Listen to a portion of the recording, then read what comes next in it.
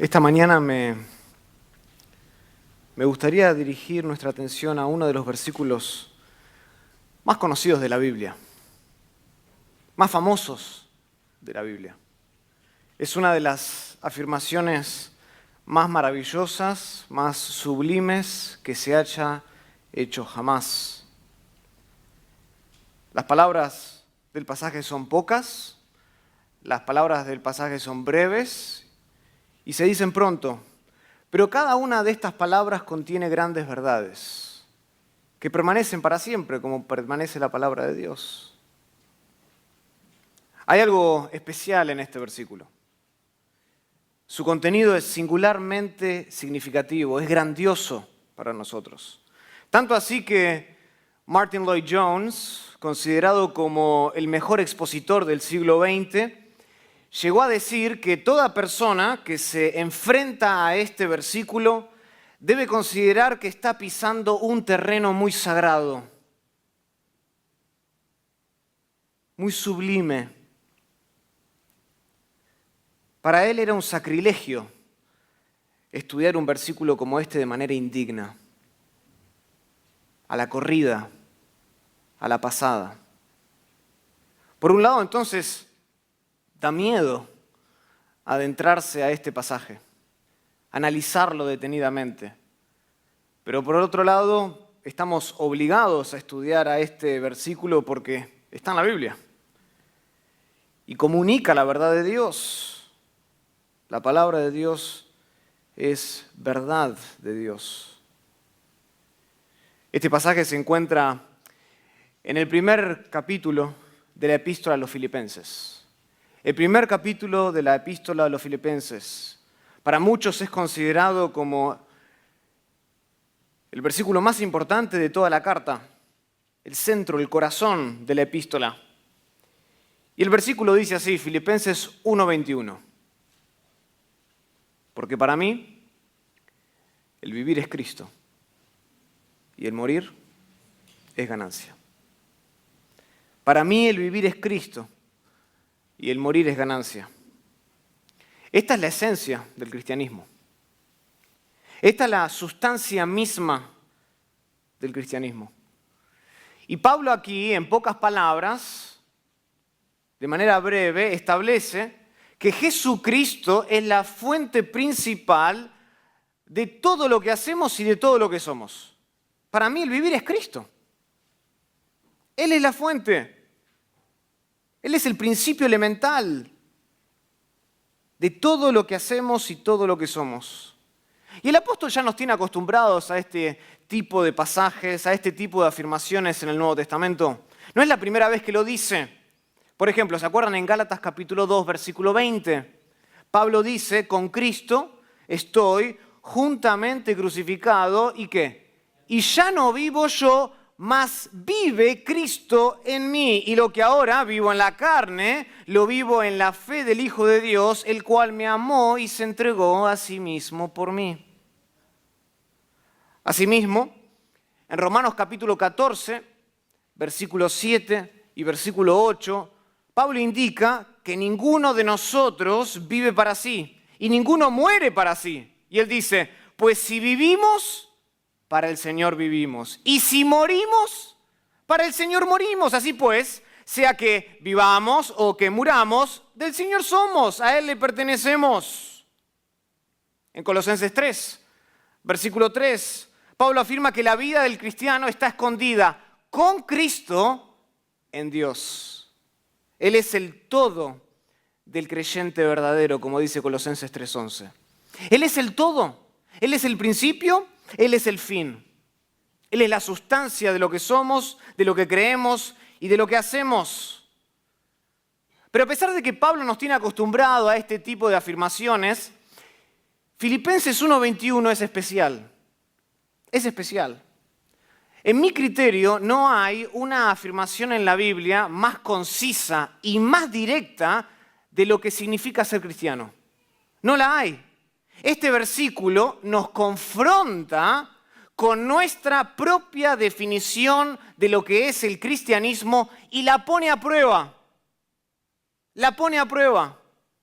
Y hay tres elementos que nos van a servir de guía a medida que vamos estudiando el pasaje con todo el cuidado que se merece. E iremos haciendo una serie de preguntas que nos van a ayudar a evaluar lo que creemos que el cristianismo significa. Esta va a ser una prueba valiosa para nosotros esta mañana, porque vamos a la luz de Filipenses 1:21 a examinar nuestra propia definición de lo que significa ser un cristiano, un hijo de Dios. Pero antes de entrar entonces en el pasaje vamos a orar al Señor y pedirle que nos dé sabiduría. Querido Padre, venimos delante de ti esta mañana rogando que puedas abrir los ojos de nuestro entendimiento para que podamos comprender tu palabra. Para que a través de este versículo tan conciso, tan breve y a su vez tan profundo, podamos evaluar las profundidades de nuestro corazón, podamos discernir lo que yace en nuestra mente y definir y ver y evaluar y probar si realmente nuestra definición de lo que significa ser cristiano encaja con la definición que Pablo tenía, que tú tienes sobre lo que es el cristianismo, el verdadero cristianismo.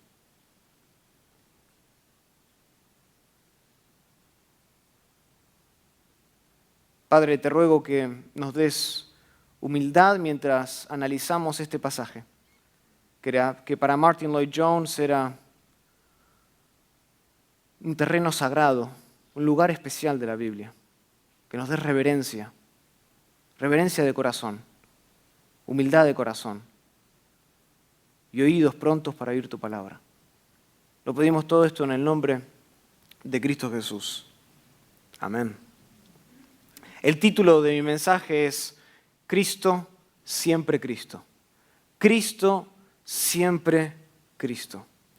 Y como dije, hay tres elementos que nos van a ayudar a probar, a evaluar nuestra propia definición de lo que significa ser cristiano.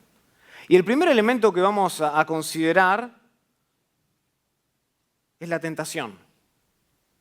El primer elemento de todos es la tentación. Noten que el pasaje de inmediato nos confronta con un peligro que es muy común entre cristianos, es muy común en la iglesia. Noten qué es lo que dice Pablo. Pablo declara, para mí el vivir es Cristo. Y el morir es ganancia. No hay duda de que esta breve, concisa afirmación se refiere al apóstol Pablo.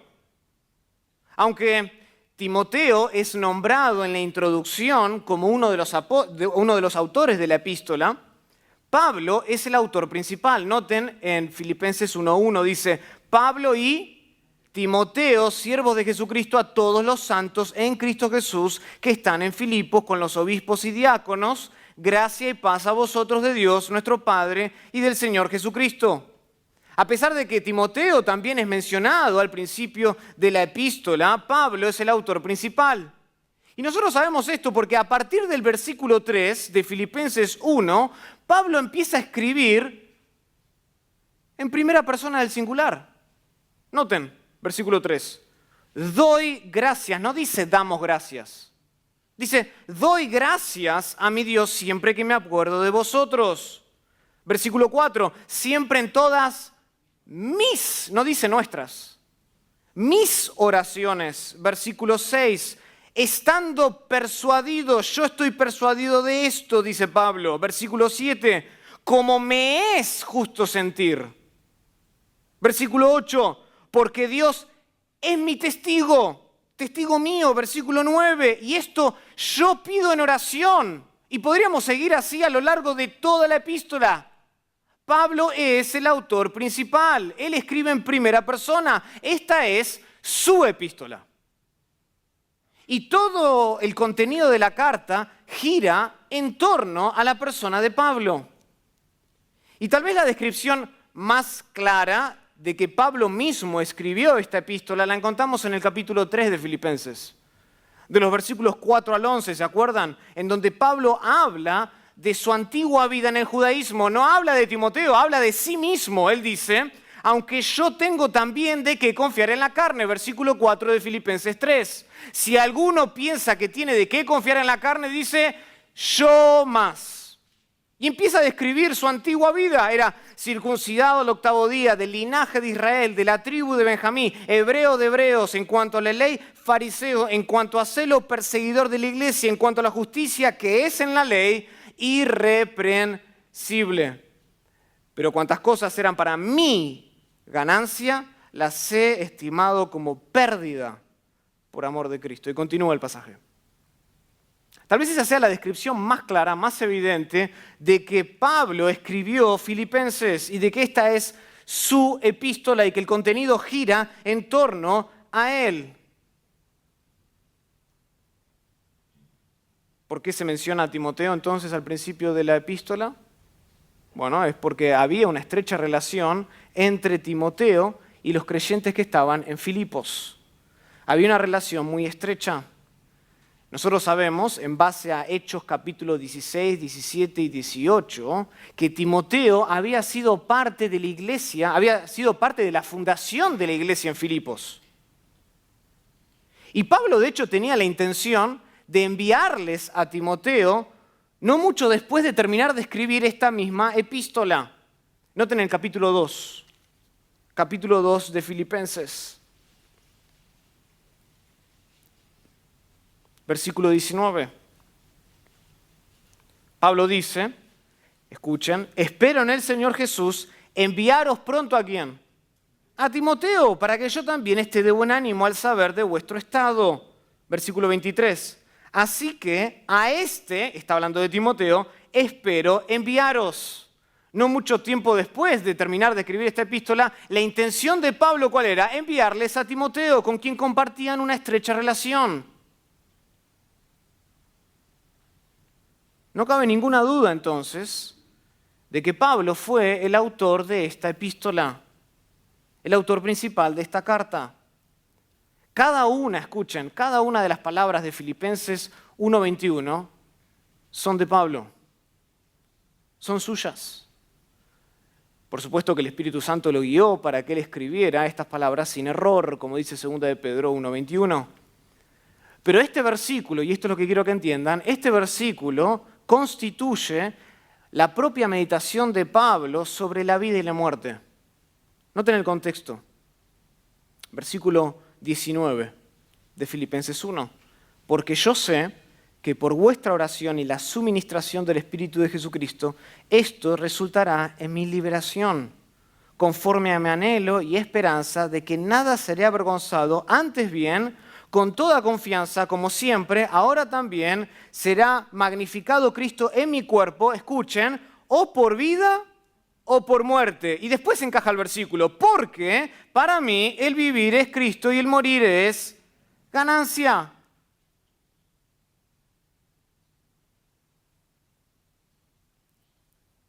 Pablo estaba meditando sobre la vida y la muerte. Y esto queda más claro cuando nosotros estudiamos el texto original. Esa frase al principio del versículo, para mí, es muy enfática.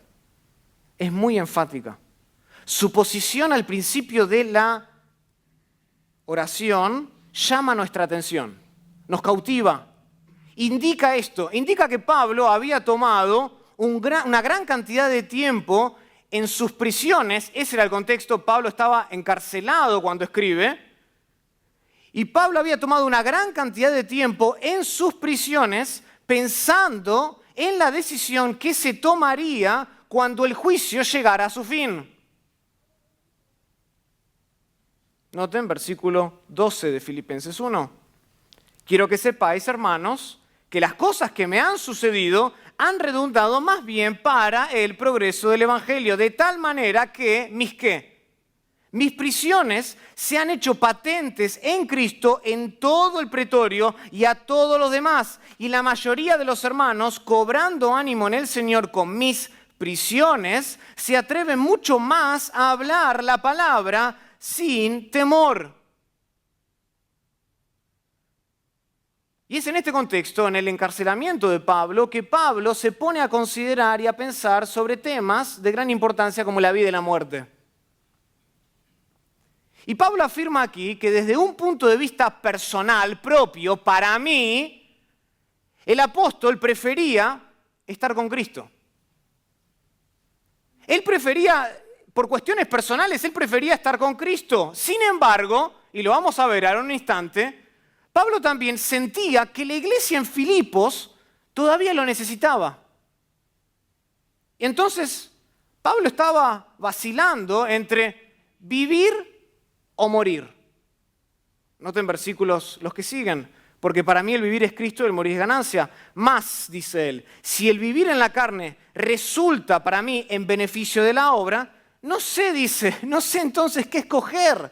Estoy ambivalente, porque de ambas cosas estoy puesto en estrecho, dice Pablo. Estoy entre la espada y la pared, teniendo deseo de partir y estar con Cristo, lo cual es muchísimo mejor, dice Pablo, pero quedar en la carne es más necesario por causa de vosotros. Pablo sentía que la iglesia en Filipos todavía lo necesitaba, pero prefería estar con Cristo. Ambas cosas eran deseables. Y él se encontraba, esta era la disyuntiva de Pablo, entre que no sabía qué escoger. Y es a la luz de todo este contexto histórico que Pablo dice lo que dice en Filipenses 1:21. Para mí el vivir es Cristo y el morir es ganancia. Pablo genuinamente no sabía cuál iba a ser el fallo del juicio. Pablo no sabía sinceramente qué es lo que iba a pasar, si lo iban a matar el próximo día o si iba a continuar viviendo 20 años más. Pero esto a Pablo no le preocupaba en lo más mínimo, porque para el apóstol el vivir era Cristo y el morir era ganancia. Ahora, hasta aquí está todo muy claro. Pablo tenía una postura bien definida de la vida y Pablo tenía una perspectiva muy bien definida acerca de la muerte. Él sabía que si vivía otros 20 años más, lo haría para Cristo. Y él también sabía que si era ejecutado el próximo día de inmediato, seguía siendo de Cristo. Eso no está en tela de juicio, eso no estaba en duda. No importaba lo que le sucedería. ¿Por qué? Porque el resultado siempre sería el mismo. Jesús era su vida y Jesús era su muerte. Pero acá hay un problema. Y el problema con esta afirmación es que hay una tentación a considerar la postura de Pablo como únicamente suya. Hay una tentación a considerar lo que Pablo dice en Filipenses 1:21 como algo únicamente que le pertenece a él.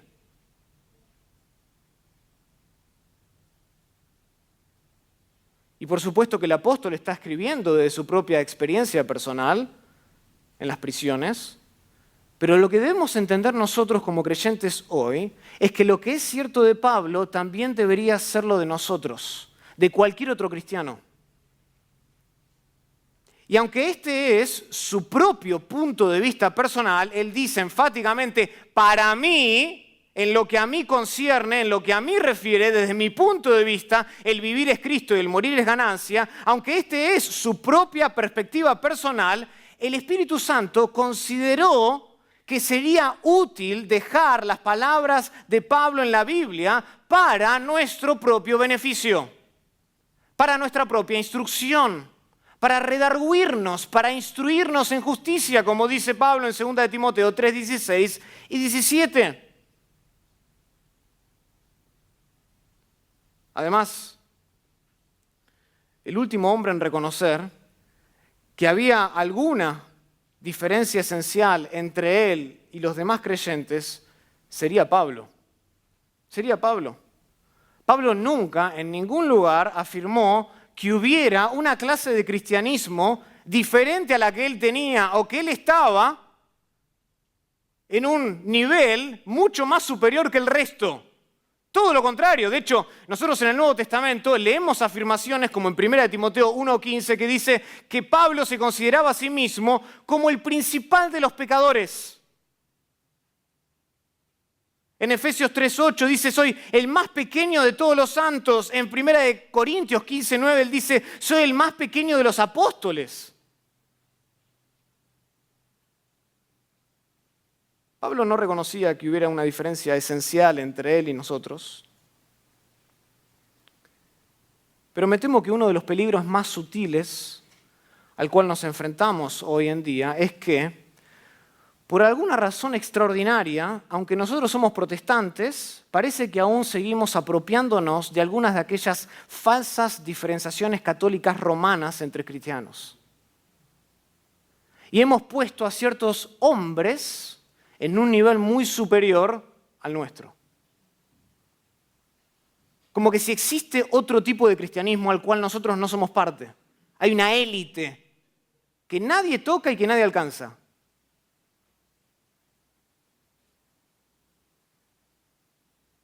Y hemos visto nosotros cómo, por ejemplo, los católicos establecen una diferencia esencial entre los santos y los creyentes comunes y corrientes. Para ellos, los santos son personas especiales, son la élite, que están a otro nivel religioso, diferente al laico. Y por esta razón, los católicos le rinden homenaje a los santos. Les oran, no les oran solo a María, le oran a otros santos porque ellos pertenecen a un nivel religioso superior. Pero esta es una distinción que la Biblia jamás hace. Jamás. No la pueden encontrar. De hecho, es una distinción que la Biblia denuncia. Porque hay un solo mediador entre Dios y los hombres. ¿Y quién es? Jesucristo hombre, dice 1 Timoteo 2:5. Hebreos 7:25 dice que Él vive intercediendo por nosotros. Hay solo uno que puede hacer eso y es Cristo Jesús. A Él le pertenece ese lugar preeminente en la iglesia. Y claro, con esto no estoy negando que hayan diferentes dones. Por supuesto, nosotros reconocemos que hay diferentes dones en la iglesia. Hay diferentes dones, hay diferentes empoderamientos del Espíritu Santo para hacer la obra, pero si bien hay diferencias en los ministerios que el Espíritu Santo entrega a los cristianos, todos somos iguales. Todos somos iguales y todas nuestras vidas deben demostrar eso. Y este es el motivo por que Pablo muy a menudo habla de nosotros en la epístola. En las epístolas que Pablo escribe, muy a menudo él hace hincapié en el nosotros, porque él no quiere hacer diferenciación entre él y el resto de los cristianos. Lo que es cierto de Pablo es cierto también de los demás creyentes y debe ser una realidad también en nuestra vida. Nosotros, y esta es la tentación que existe ante este texto, que muchos se excusan y dicen, no, lo que Pablo dice en Filipenses 1:21 era su propia postura personal. Pero yo no estoy en prisiones. Yo estoy bien aquí a donde estoy. Pablo era un fanático. Estaba a otro nivel. Yo no soy como él.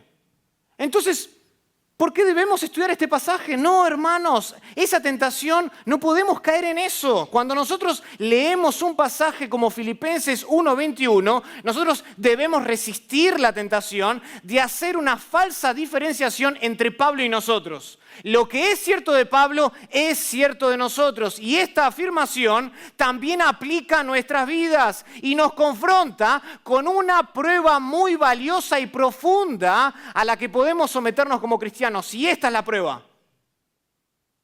Y esta es la prueba a la que quiero que nos sometamos esta mañana todos juntos.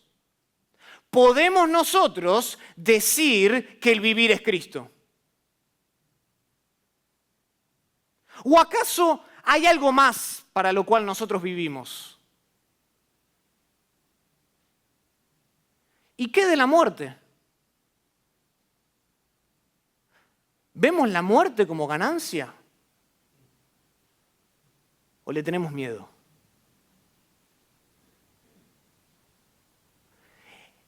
Esta es la prueba a la cual quiero que nos sometamos esta mañana. Porque este versículo define lo que es el cristianismo, la sustancia misma, la naturaleza de todo lo que somos y todo lo que creemos. Pablo creía que el vivir era Cristo y el morir es ganancia. ¿Lo crees tú?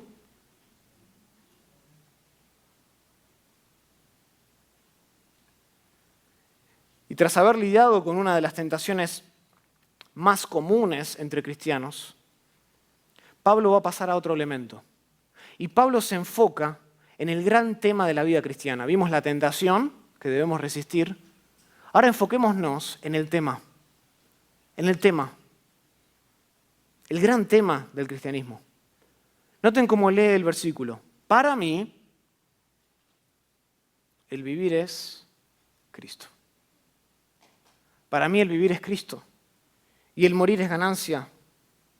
Y noten aquí en la parte central del versículo, encontramos el tema o la gran ambición de la vida de Pablo. La pasión de la vida de Pablo era Cristo.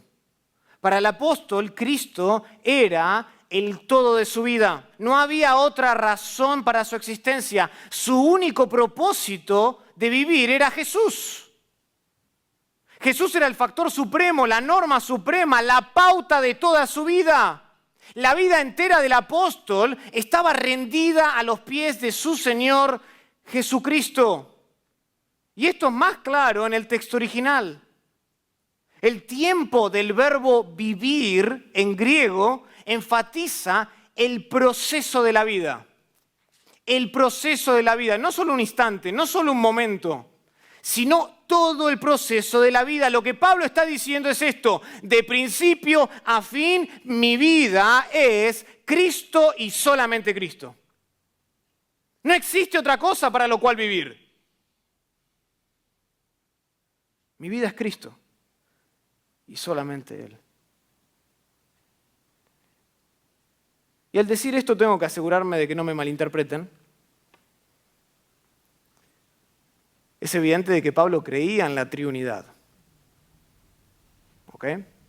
Nosotros sabemos esto por pasajes como, por ejemplo, 2 Corintios 13, 14, Romanos 15, 30, Efesios, capítulo 1 del 3 al 4, que es tal vez el magnum opus, la gran obra maestra de los pasajes trinitarios de Pablo, Efesios 1 del 3 al 14, en donde de los versículos 3 al 6 habla del Padre, de los versículos 7 al 12 habla del Hijo y del versículo 13 al 14 habla del Espíritu Santo.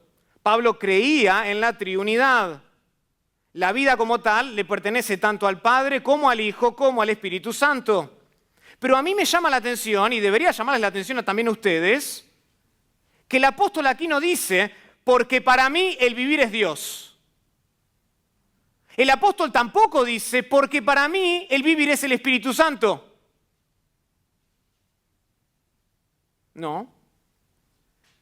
Pablo se enfoca singularmente en la persona de Cristo.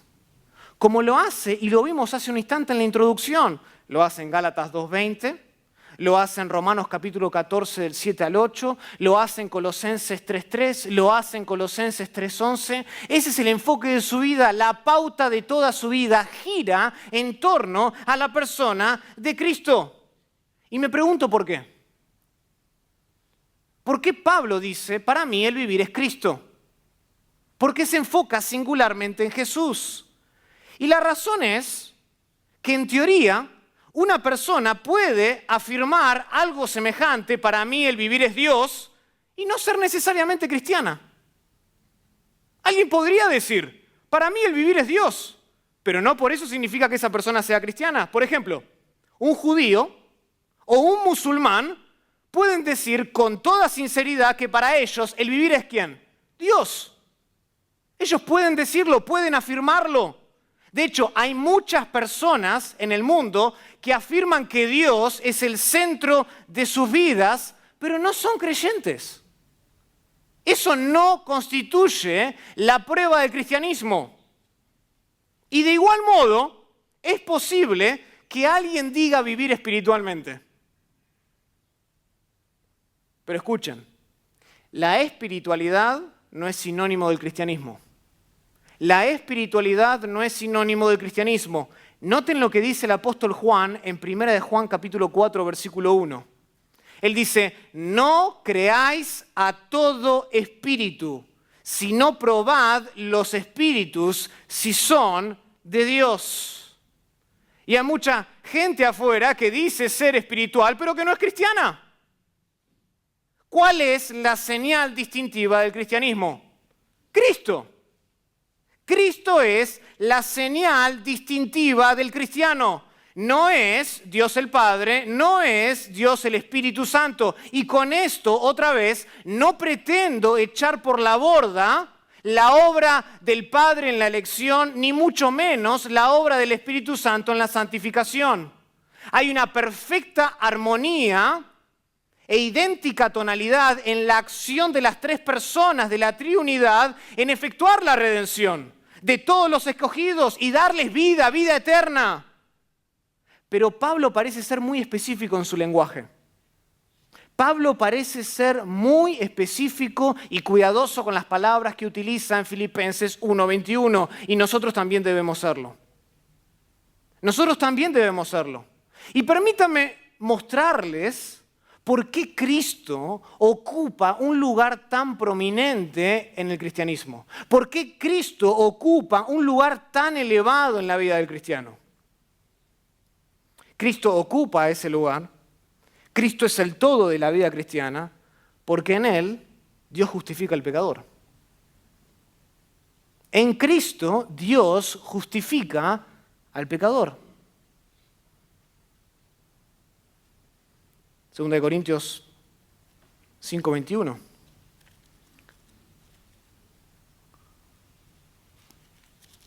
Segunda de Corintios 5:21.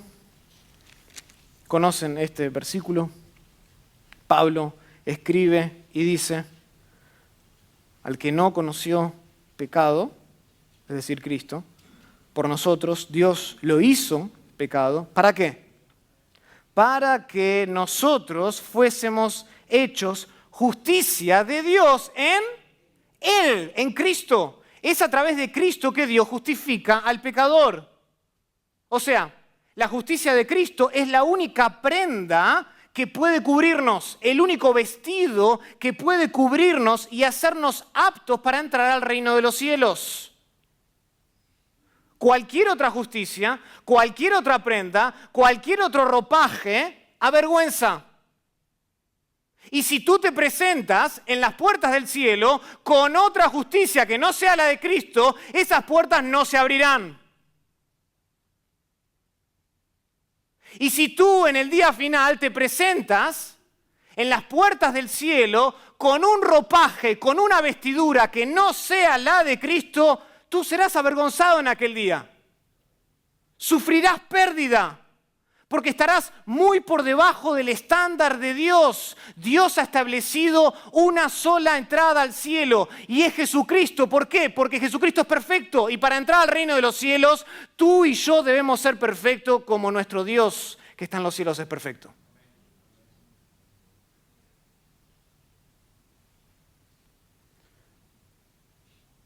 Entonces, Cristo es el todo de la vida cristiana porque solo su justicia salva.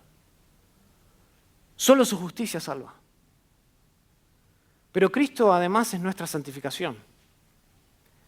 No solo es nuestra justificación, que Dios pueda declararnos justos y aptos para entrar al reino de los cielos en Él, sino que además Él es nuestra santificación. Noten 2 Corintios 3.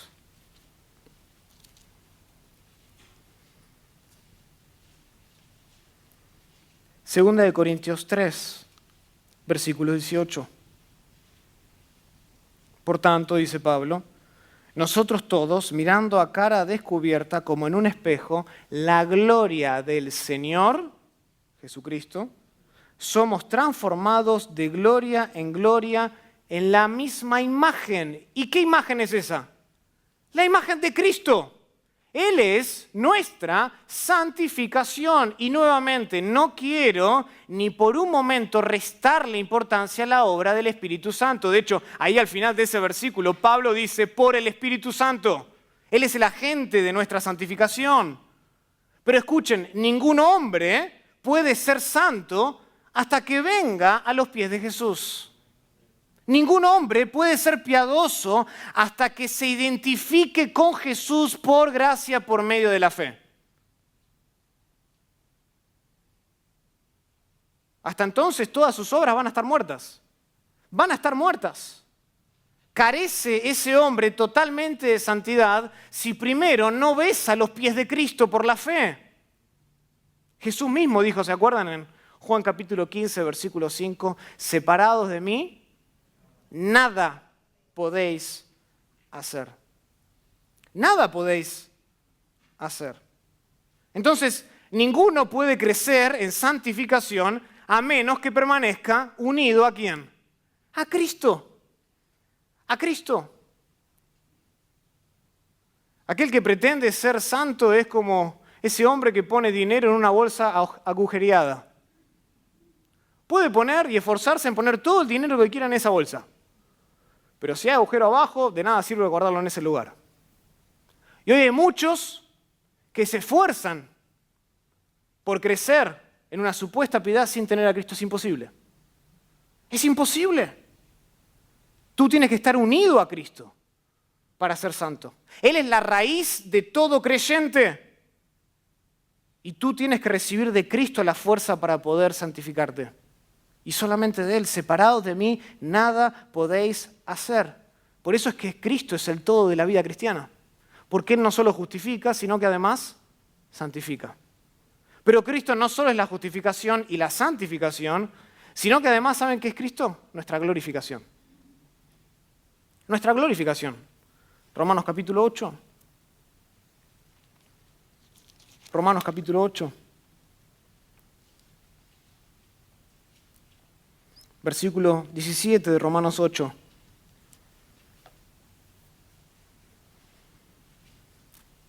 Pablo escribe nuevamente y dice, y si hijos, somos también herederos, herederos de Dios y coherederos con Cristo, si es que padecemos juntamente con Él, para que juntamente con Él seamos, ¿qué? Glorificados. Él es nuestra glorificación. Juan, ¿se acuerdan? En 1 de Juan capítulo 3, versículo 2, él lo expresa de esta manera, amados, ahora somos hijos de Dios y aún no se ha manifestado lo que hemos de ser, pero sabemos que cuando Él se manifieste, seremos semejantes a Él porque le veremos tal como Él es.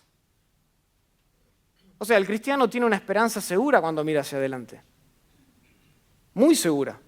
Porque sabe que su Señor pronto regresará. Y ese mismo Señor le dará un cuerpo glorificado semejante a que Él tiene. Seremos semejante a lo que Él es. Entonces, todo cristiano verdadero tiene a Cristo como el gran tema de la vida porque no puede haber justificación, santificación y glorificación sin Él. Por eso Él es el tema más grande de nuestra vida. Por eso Pablo dice, para mí el vivir es Cristo y no dice el vivir es Dios. Porque en Cristo nosotros somos justificados, porque en Cristo nosotros somos santificados y en Cristo nosotros seremos glorificados. Pablo dice en 1 Corintios capítulo 1, versículo 30, y acá está resumido todo lo que estoy diciendo, y podríamos ahondar en esto mucho más. Pablo dice en 1 Corintios 1:30, mas por Él estáis vosotros en Cristo Jesús, el cual nos ha sido hecho por Dios, escuchen, sabiduría, justificación, santificación y redención, para que, como está escrito, el que se gloría, gloríese en el Señor. Gloríese en el Señor. Él es el gran tema de nuestra vida. Él es el que comienza, Él es el que consolida, Él es el que culmina la obra de la salvación. No hay vida sin Jesús. En Él estaba la vida, dice Juan 1:4.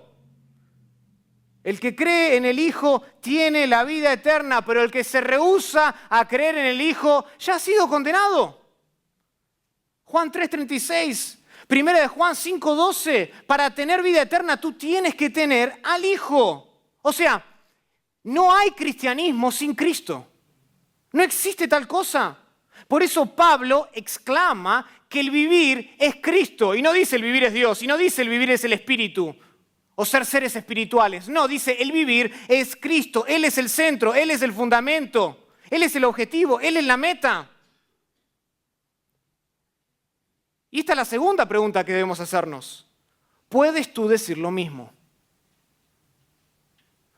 puedes tú decir lo mismo. Y yo me veo tentado aquí a detenerme en este punto y seguir haciendo la misma palabra, la misma pregunta. ¿Puedes decir lo mismo? Puedes decir que Cristo es el gran tema de tu vida. Puedes decir que Cristo es la gran ambición de tu vida. Puedes decir que Cristo es la pasión que te consume de día y noche. ¿Puedes decirlo?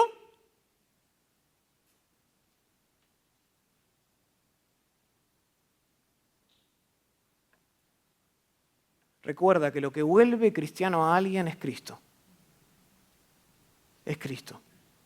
Nuestra vida está escondida en Él. Y sin Jesús la vida no tiene sentido y sin Jesús la vida no tiene significado.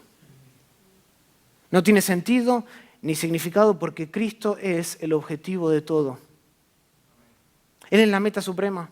Pregúntate entonces, evalúate, examínate, ¿qué es lo que más deseas en tu vida? Porque allí estará tu corazón. ¿Qué es lo que más deseas en tu vida? Para Pablo era Cristo. Eso era lo que más deseaba. Y Cristo estaba en el centro de su vida y esta era la pasión más grande de su vida y lo que resumía toda su existencia. Él respiraba para Cristo, él comía para Cristo, él bebía para Cristo, él dormía para Cristo, él ministraba para Cristo, predicaba para Cristo, vivía para Cristo. ¿Puedes decir lo mismo? ¿Es Él la pasión más grande de tu vida, de tu existencia?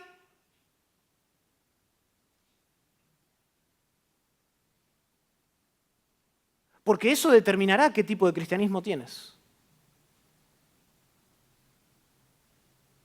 Hay muchos cristianismos, pero el verdadero cristianismo tiene a Cristo en el centro. El verdadero cristianismo, la verdadera vida cristiana tiene a Cristo en el centro, porque si Cristo no ocupa el centro, nuestra vida es un caos. Es un verdadero caos.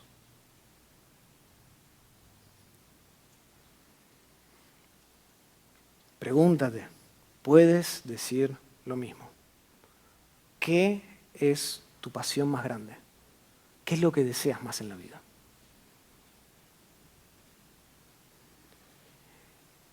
Y esta pasión de Pablo en la vida inevitablemente nos conduce al tercer y último elemento de este pasaje, que es el tesoro de la muerte. Noten, vimos la tentación en la primera parte. El segundo punto fue el tema de la vida cristiana es Cristo. Y ahora Pablo finaliza este pasaje con el tesoro de la muerte. Noten cómo concluye el apóstol. El apóstol dice, Filipenses 1:21, para mí el vivir es Cristo y el morir es ganancia. El morir es ganancia. Y al final de este versículo encontramos una de las realidades más desafiantes de la vida, la muerte. Todos, tarde o temprano, vamos a tener que pasar por la muerte. ¿Se acuerdan lo que dice Hebreos? Hebreos capítulo 9.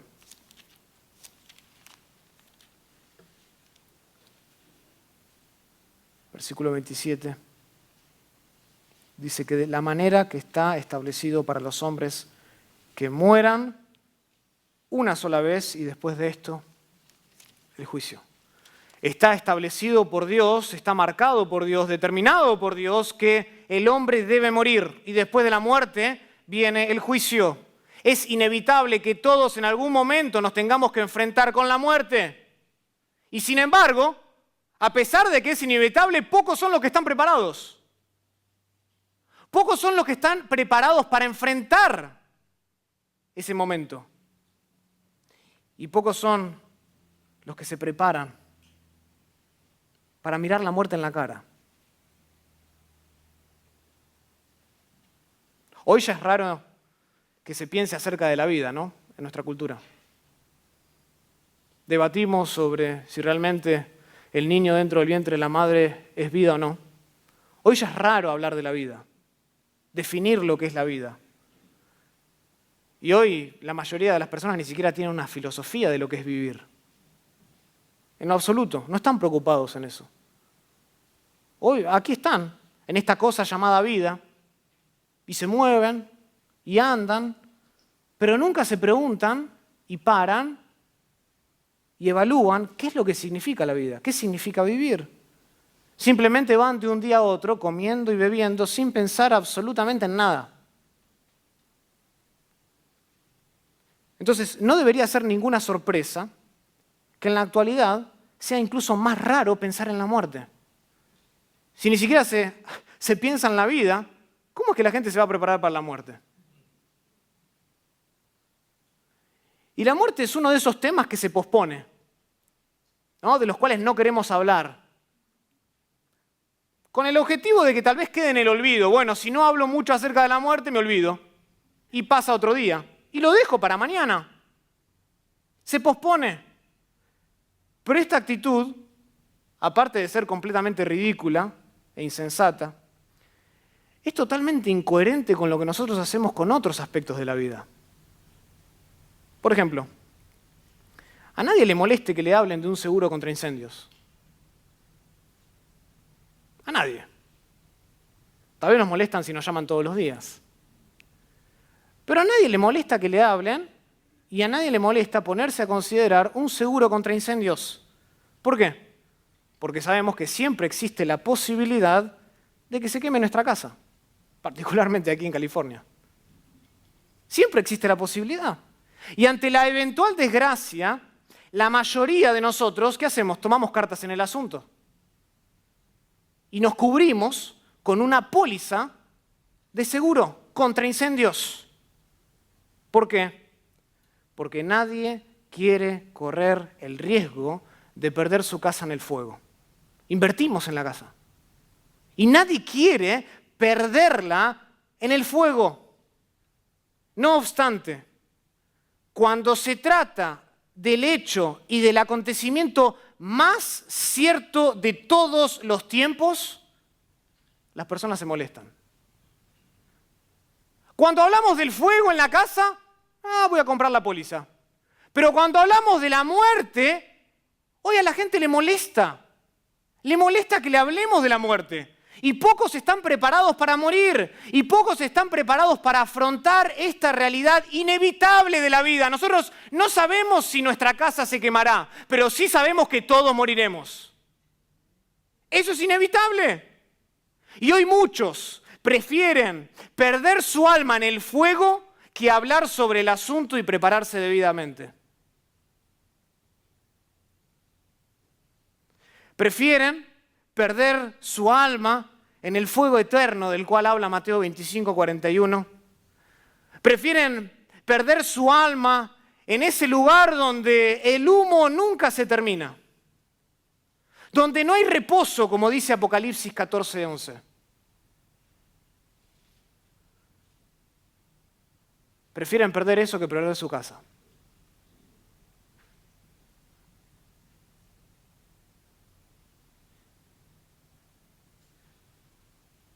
Y si tú en el día del juicio llegas con otras vestimentas que no sean las de Cristo, y si tú a las puertas del cielo clamas a otro nombre que no sea Cristo, no solo las puertas no serán abiertas, sino que tú también serás condenado. Porque Apocalipsis 20:15 dice que el que no se haya inscrito en el libro de la vida será lanzado al lago de fuego. Y allí será el crujir de dientes, eterno. Y no habrá consolación, sino terror. Y es aquí donde las palabras de Pablo sobresalen, ¿o no? Que alguien sea capaz de decir, el morir es ganancia. Se destacan las palabras de Pablo porque su actitud es radicalmente diferente a lo que vemos hoy. Hoy no queremos hablar de la muerte, nos molesta que nos hablen de la muerte, nos molestan que nos digan y nos confronten con la muerte, pero la actitud de Pablo es diferente. El apóstol no evitaba pensar en la muerte, el apóstol no evitaba ni se resignaba a hablar de la muerte. Lo que vemos en el apóstol es que el apóstol no le tenía miedo en lo más mínimo a la muerte. A pesar de que estaba en prisiones, les recuerdo. No le tenía miedo en lo más mínimo, sino que afrontaba a la muerte y la miraba en la cara con una sonrisa. Para él la muerte era ganancia. Él estaba confiado, él estaba seguro, porque para él la muerte era una ganancia. Esta palabra, ganancia, antiguamente se utilizaba para describir el interés sobre el dinero. El interés que uno puede acumular sobre el dinero invertido. De modo que, en la perspectiva, en los ojos de Pablo, el acto de morir consiste, noten, en recuperar el capital invertido, los intereses y tener más de Cristo que si sigo viviendo. Es aún más hermoso. Y esta era la manera en la que Pablo afrontaba la muerte. La muerte para él era una ventaja. Era el momento para recuperar lo invertido.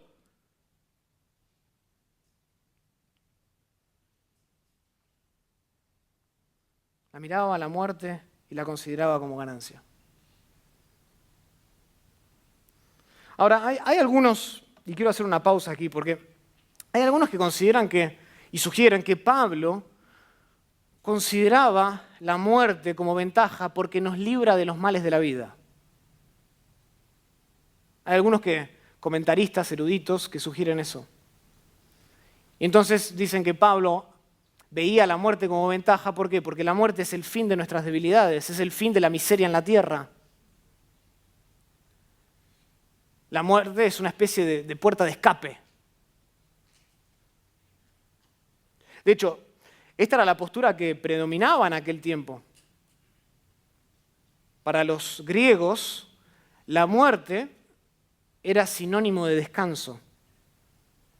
Déjenme citarles las palabras de Sócrates, uno de los filósofos griegos más importantes de la filosofía occidental.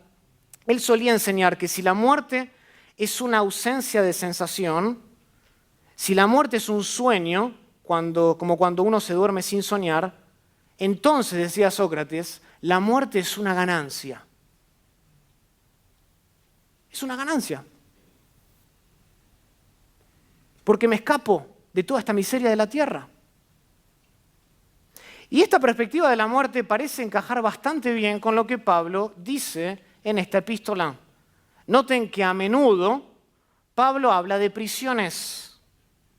¿A nadie le gusta ir a la prisión? Ni le gustaría ir a la prisión. Nos da miedo con solo visitarla. Pero Pablo habla de prisiones en el versículo 7, por ejemplo. Como me es justo sentir esto de vosotros por cuanto os tengo en el corazón y en mis prisiones. Habla de prisiones en el versículo 13, 14, 17. Pablo no solo habla de prisiones, Pablo habla de aflicciones en esta carta, en el versículo 16. Los unos anuncian a Cristo por contención, no sinceramente pensando añadir aflicción a mis prisiones. En el versículo 30 habla de conflicto, por ejemplo. Teniendo el mismo conflicto que habéis visto en mí y ahora oís qué hay en mí.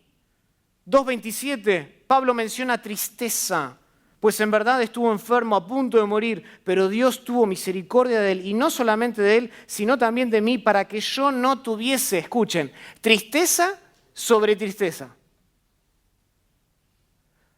En el capítulo 3, versículo 21, Pablo habla de humillación, el cual transformará el cuerpo de la humillación nuestra, para que sea semejante al cuerpo de la gloria suya, por el poder con el cual puede también sujetar a sí mismo todas las cosas.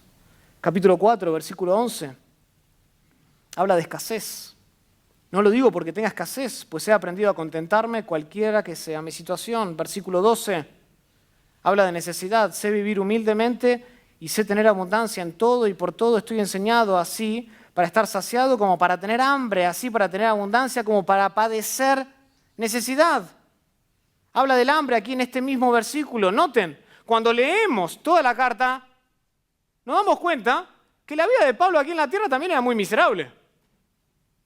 Tenía prisiones, aflicciones, tribulaciones, conflictos, tristeza sobre tristeza, humillación, escasez, necesidad y hambre. Entonces, morir significaría terminar con todas estas cosas de una vez por todas. Sería una puerta de escape. Ahora, aunque esta es una postura que algunos toman sobre este versículo, esta postura tiene problemas.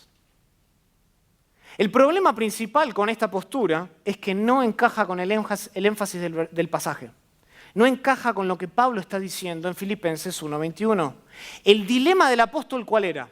El dilema del apóstol no era entre vivir en la tierra con todos sus males y vivir en el cielo libre de ellos. Ese no era el dilema del versículo 21. La disyuntiva del apóstol era entre servir a la iglesia en Filipos y disfrutar de la comunión de Cristo personalmente en presencia de Él. Ese era el dilema. Lo vimos en los versículos 23 al 24, porque ambas cosas estoy puesto en estrecho. Estas son las dos cosas. Teniendo deseo de partir y estar con Cristo, lo cual es muchísimo mejor, pero quedar en la carne es más necesario por causa de vosotros.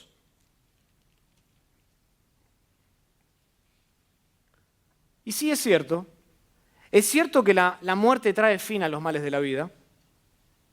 De hecho, esto lo vemos desde el principio de la Biblia en Génesis 3:19. Del polvo eres y al polvo volverás. Trae fin a los males de la vida. Sin embargo, lo que quiero decir es que este no es el foco de Pablo en Filipenses 1:21. Este no es el foco, porque si fuera así, Pablo no tendría que estar tan ambivalente. No tendría que estar tan ambivalente, porque la muerte es claramente superior, es el fin a todos los problemas de la vida. Pero para Pablo aquí, en este pasaje, la muerte no es una puerta de escape, sino una puerta de entrada a la presencia de Cristo. Eso es la muerte. No es una puerta de escape, sino una puerta de entrada.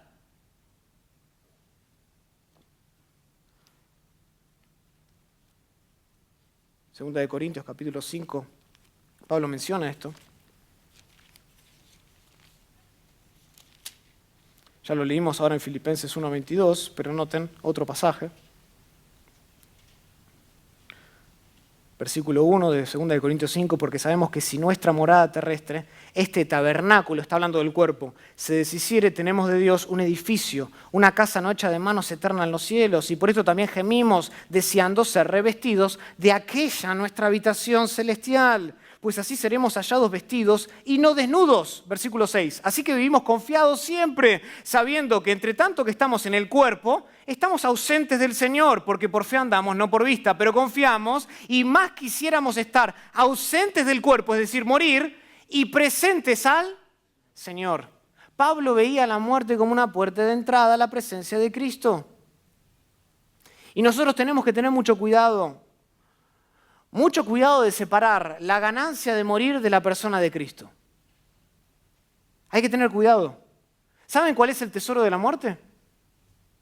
No escapar los problemas. El tesoro de la muerte es Jesús. Ese es el tesoro de la muerte. Dicho de otro modo, no hay ninguna ganancia en morir si Cristo no es nuestro vivir. No hay ganancia en morir si Cristo no es nuestro vivir. La muerte, escuchen, no es un fin en sí mismo. No celebramos la muerte como nuestro tesoro porque es un fin en sí mismo. No. Celebramos la muerte porque la muerte es una puerta de entrada a la gloria celestial. Y por eso Pablo lo consideraba como un tesoro, como ganancia, como ventaja. Porque la muerte conduce a Cristo, para el que tiene al Cristo en su corazón. Lo conduce a Cristo. Escuchen, en el cielo, Cristo lo será todo para el que vivió para Él. Cristo lo será todo. ¿Saben cuál va a ser la canción eterna de los habitantes del cielo? Sobre Cristo. Apocalipsis, noten, Apocalipsis capítulo 5.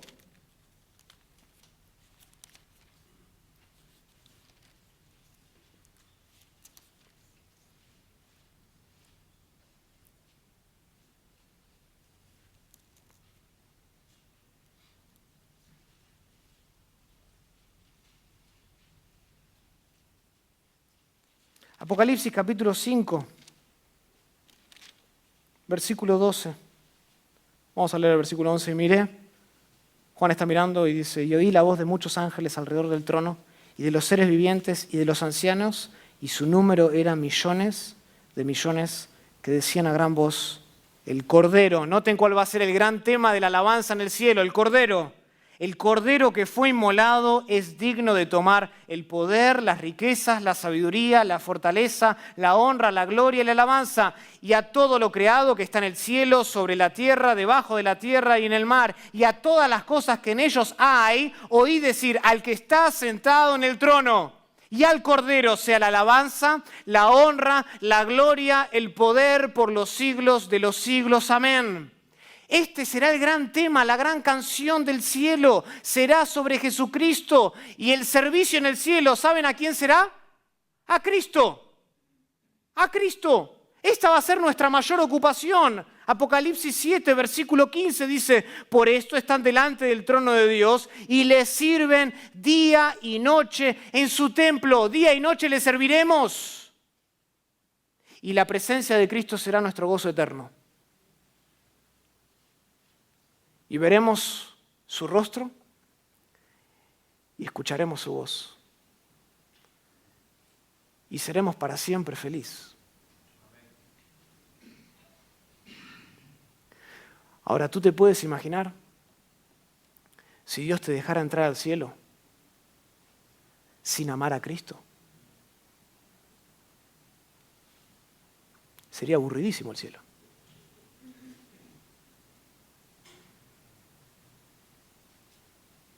Porque todos en el cielo trabajan para Cristo.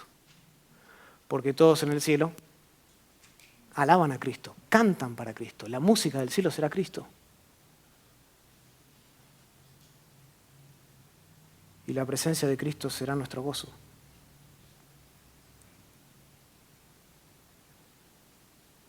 Y esto es conmovedor por el otro lado.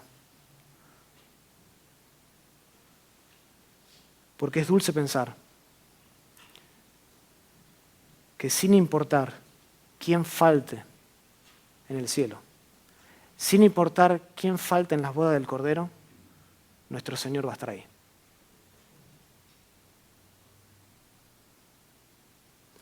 Y eso es conmovedor para aquel que por ahí sufrió la muerte de un ser querido que no era creyente. Es conmovedor pensar que falte quien falte en el cielo, podemos estar seguros de algo, de que Cristo va a estar ahí. Y Él va a ser nuestro mayor gozo. Y su presencia satisfará todas nuestras necesidades. Y seremos felices. Para siempre y sin fin. Y esta es la otra pregunta. ¿Es esto lo que viene a tu mente cuando piensas en el cielo?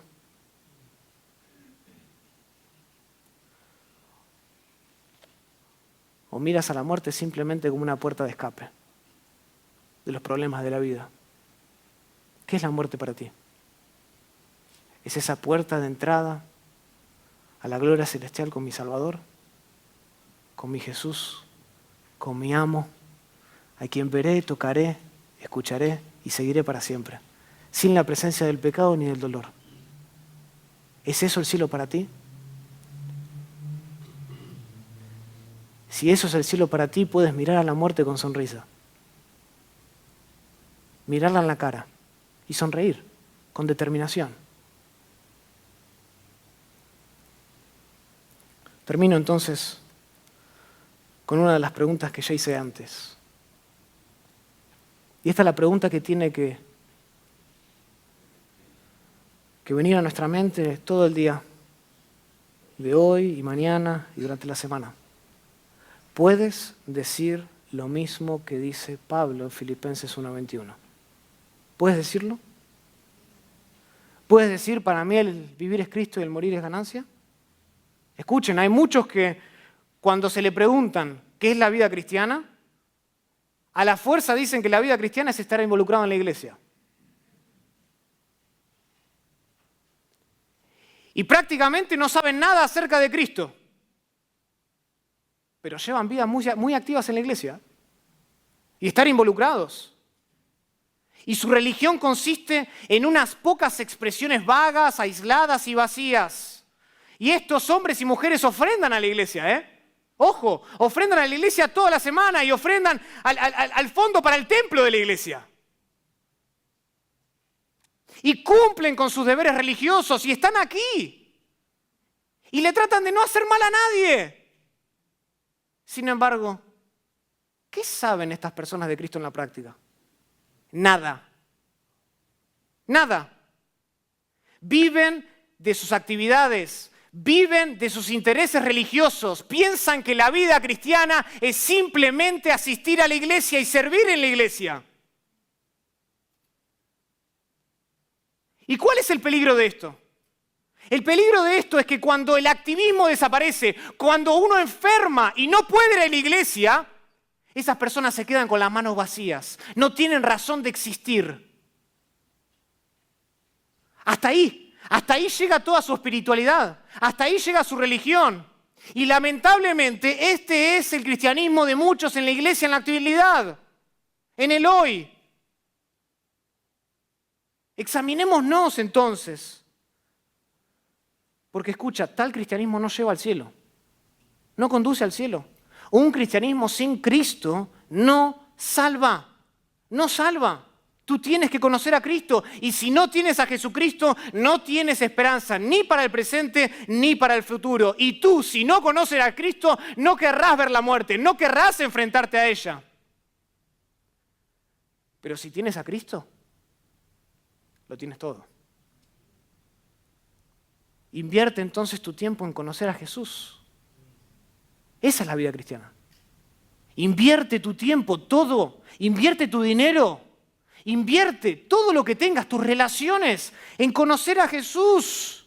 Deja que Cristo ocupe el centro de tu vida. Haz todo lo posible para vivir cada vez más cerca de Él y verás que ni la muerte puede asustarte. Cuando tú estás cerca de Cristo, unido a Él, la muerte no puede asustarte. No tienes temor. Aférrate a Cristo y no lo sustituyas por nadie jamás. No lo sustituyas por nada jamás. Y esto aplica para todos, grandes o chicos. Cristianos que han sido cristianos por muchos años o que recién se han convertido, que recién han nacido de nuevo. Esto aplica para el que sirve y nadie lo ve, como para también el predicador, que habla y enseña de Cristo. No sustituyas a Cristo con actividad. No sustituyas a Cristo con religión. Deja que Cristo ocupe el primer lugar en tu vida. En la vida y en la muerte, dame Cristo y siempre Cristo. Oremos al Señor. Querido Padre, te damos gracias por esta palabra, esta hermosa afirmación que leemos en Filipenses 1:21. Qué gran recordatorio, qué gran definición de lo que es la vida cristiana. Y por el otro lado, qué gran prueba es para nosotros este versículo, para autoexaminarnos, para evaluarnos, para ver lo que está en nuestro corazón y definir de una vez por todas si estamos viviendo el cristianismo que Pablo tenía, que los apóstoles tenían, o hemos confundido el cristianismo con religiosidad, con activismo, con supuesta espiritualidad, pero sin conocer a Jesús. Oh Dios, tú conoces nuestro corazón y el estado de nuestra vida. Tú sabes, tú ves. Tú ves los corazones. Padre, danos la humildad para evaluarnos con tu palabra. Deja que tu palabra penetre en lo más profundo de nuestra mente. Que produzca intranquilidad si tiene que hacerlo. Y a su vez que produzca arrepentimiento. para aquel que tal vez ha reemplazado a Jesús con alguien o algo más.